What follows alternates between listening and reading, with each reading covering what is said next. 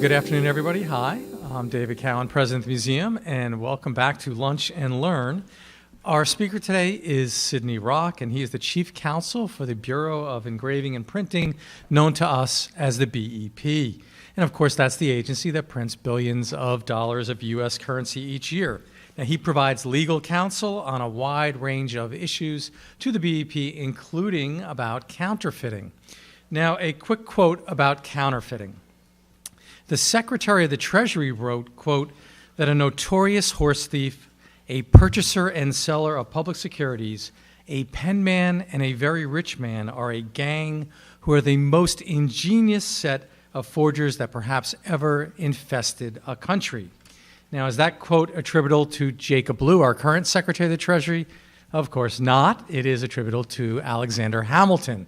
And that shows you, of course, that counterfeiting was around since the beginning of our country, and Sidney is still on the forefront of the front lines of those trying to combat it. Among his many accomplishments are that he has advised changing the agency's regulations to place the burden of proof on the suspected swindlers, as well as drafting legislation requiring them to convince a judge that their mutilated or counterfeit money is real. It's my pleasure to introduce Sidney Rocke.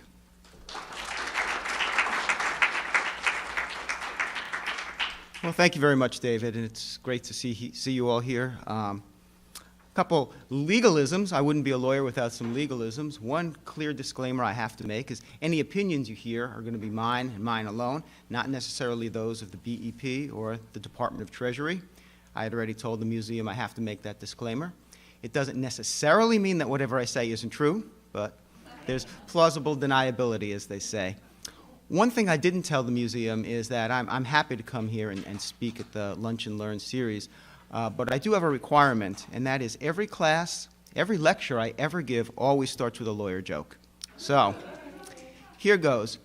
How can you tell if a lawyer is lying to you? If his lips are moving. Sorry.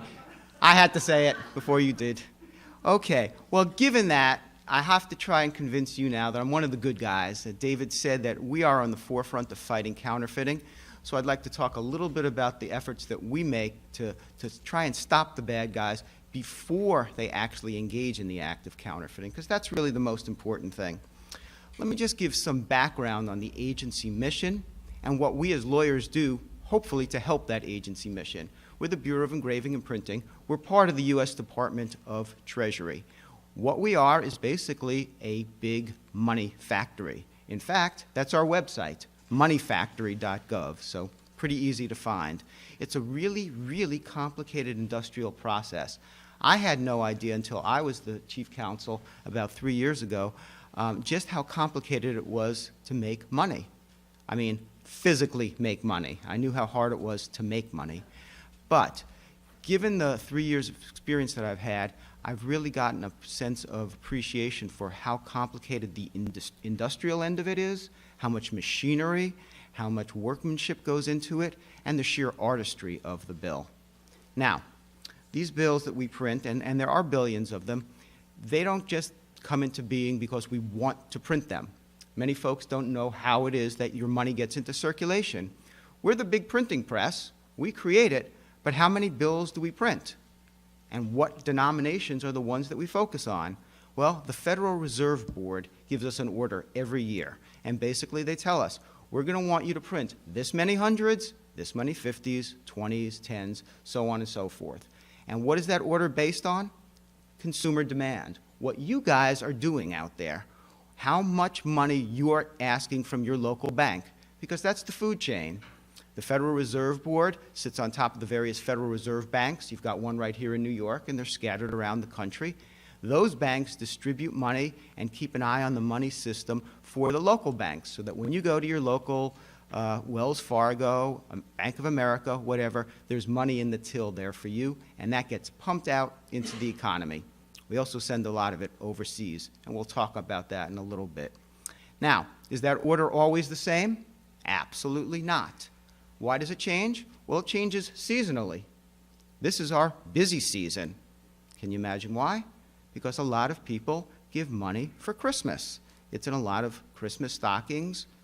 It's Hanukkah Geld. That's a legal term. And what that means is basically money from a different heritage.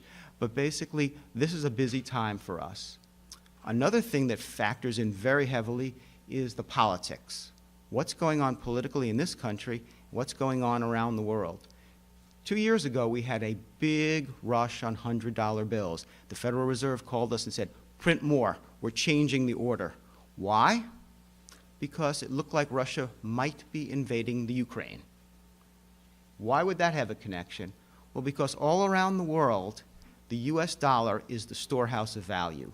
People all around the world keep money in their house, not to spend, because they trust it. They rely on it. The US currency, we like to say in legalisms, is the de facto currency of the world. What does that mean? It's more accepted than any other money. And when it looked like Russia was about to invade the Ukraine, lots of people got nervous, took their money out of the local economy and wanted to hold dollars. So there was a lot of demand for dollars. So a lot of folks want to protect their investments. Some of our other customers are Russian oligarchs, narco-traffickers, people like that. They also like to hold dollars. We don't emphasize that part of the clientele, but they are out there, and they do focus on maintaining dollar bills, maintaining American currency, and we try to recognize that demand that's out there. So that's kind of the big picture of what we're dealing with. Let's focus a little bit on what we do. We put together what we think is the premier currency of the world. It is not only used more often around the world, but we think it has the best artistry and the best technology of anything in the world. We're very proud of it. There's tremendous artistry that goes into creating the dollar bill, all of our currency. In addition to that, there's a lot of technology. There's a lot of science because we face a lot of challenges. For example, we torture test the money. All of the time we are testing the money to make sure it's durable. We put it through washing machines and dryers, both home machines that we have at the agency and commercial machines. Why did we do that? Because you guys do that. Money gets washed all the time. And our money is incredibly durable, very strong. It's made out of linen and cotton, very high quality. If you want to test something, we don't advise you to wash your money, but take an ordinary piece of paper, a laundry list or anything else, put it in your pocket, fold it up, run those pants through the washer and the dryer and see what comes out. Very different from American currency. Our currency can withstand that sort of abuse. So that's, again, another challenge that we have that most printing presses don't have. Newspapers and magazines, you remember those things, they don't face that kind of risk. Now, why I'm here today is because of another kind of risk, the risk of counterfeiting. As David said, it's always been here. We have always had the threat of counterfeiting because whenever something is of value, there's always going to be someone who's going to try and fake it. For years, I used to prosecute healthcare fraud. That's what I did. And whenever you're providing something like healthcare, there's going to be someone who's trying to rip the system off. So money is no different. However, the challenges have gotten much greater in the last 20 years, since the 1990s. Anyone have any ideas? What happened in the 1990s? Technology improved. Anything more specific than that? You get half credit. Color printers, that's it. Laser printers, computers, scanners. All of those became commonplace. 4-color copiers, commonplace in the 1990s, which is why our currency remained essentially the same from the 1920s all the way up to the 1990s. If you look at money that was printed in the late 1920s or money that was printed in the 1980s, very similar. However, in the 1990s, the whole world changed from our perspective. Why? Because, talk about these things, computer printers, scanners.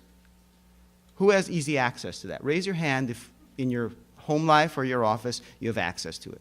Right. Now, how many of you have easy access to a printing press? Okay, that's one. Congratulations, ma'am. The fact is, before the advent of all of this technology, it was pretty darn hard to come up with a good counterfeit because most people didn't have access to a printing press, and a printing press is not easy to use, whereas a copier You don't have to be a rocket scientist to use that. So for those reasons, things became much more challenging in the 1990s.